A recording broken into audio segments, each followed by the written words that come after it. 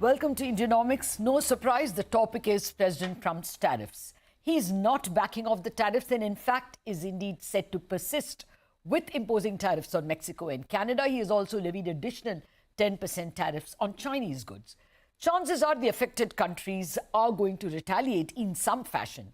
Now, how will these tariffs affect the US economy itself, considering that the most recent Atlanta Fed GDP nowcast data and the ISM manufacturing data for February are already pointing to a possible contraction of the US economy?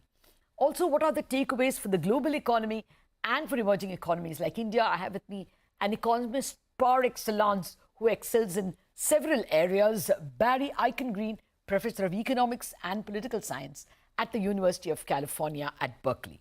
Professor Eichengreen, thank you very much, sir, for sparing time for us.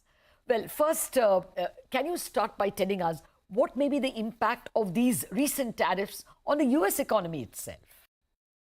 Tariffs on Canada and Mexico, which will elicit retaliation from the two countries, are a disaster in general and for the United States in particular. The three members of what we used to call the North America Free Trade Area are intimately connected, intertwined with one another.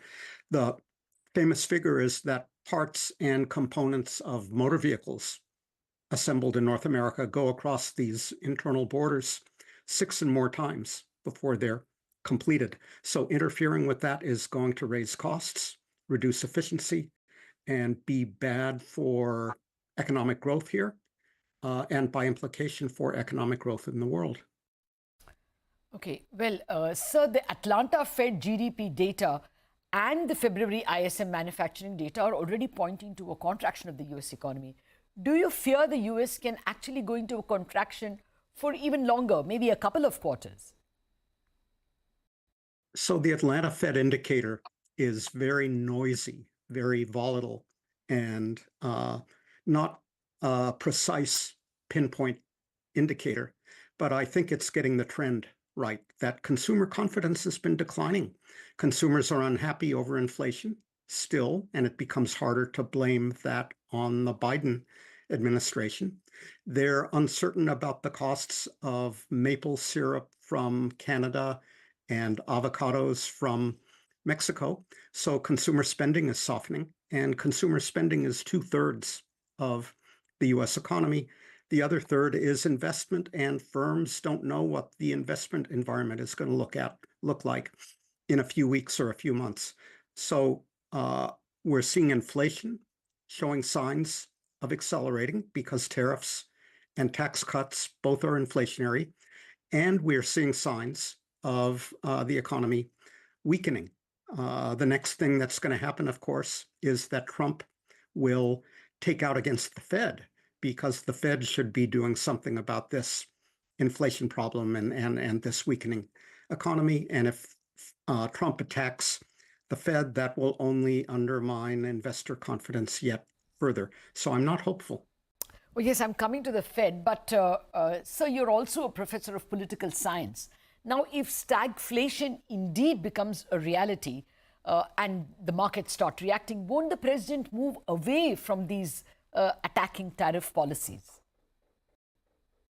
There has been quite a debate over the last months about whether Trump's tariff rhetoric is simply a negotiating device, or he really believes that tariffs are good for the US economy. The higher, the better. We've learned that he really believes, and he's not going to go back to freer trade because he learns that they're not an effective negotiating tool. They only elicit retaliation. Similarly, he's a true believer in tax cuts. And I think having to choose between cutting taxes further and blowing up the deficit, he will opt for blowing up the deficit. Okay, so inflation is still nowhere near the Fed's target of 2%. It's a good 60 basis points higher, actually. What's your overall assessment of the US economy, both growth and inflation? Well, Latha, your words were looking very serious. And that's about the most positive or optimistic assessment I've heard recently. I think the economy does not do well in the face of chaos, and Trump is a chaos machine. So the odds of recession are rising by the day.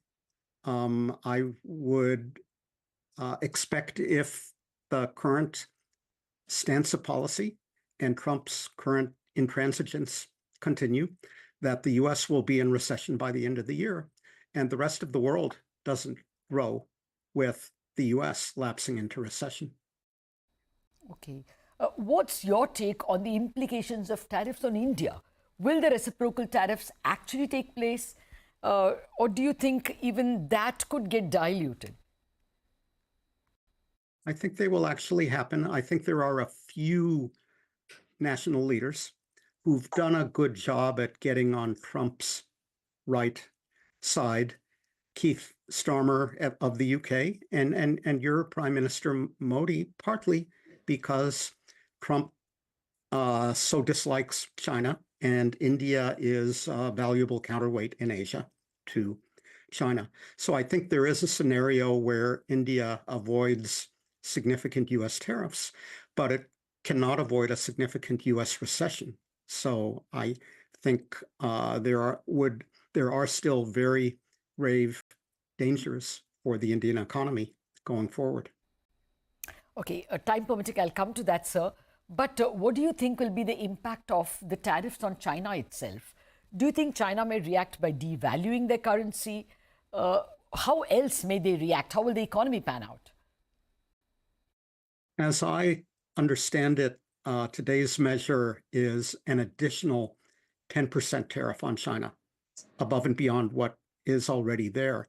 Because there were earlier tariffs on China, Chinese policymakers have been able to plan and adjust, invest abroad in Asia, do assembly of Chinese products in other Asian economies, begin to sell more to non-US markets. In all those ways, they can limit the fallout, limit the damage to the Chinese economy. In addition, they can retaliate strategically by banning exports of rare earths to the United States and other things that will encourage Trump to limit his tariff increases to 10% or whatever.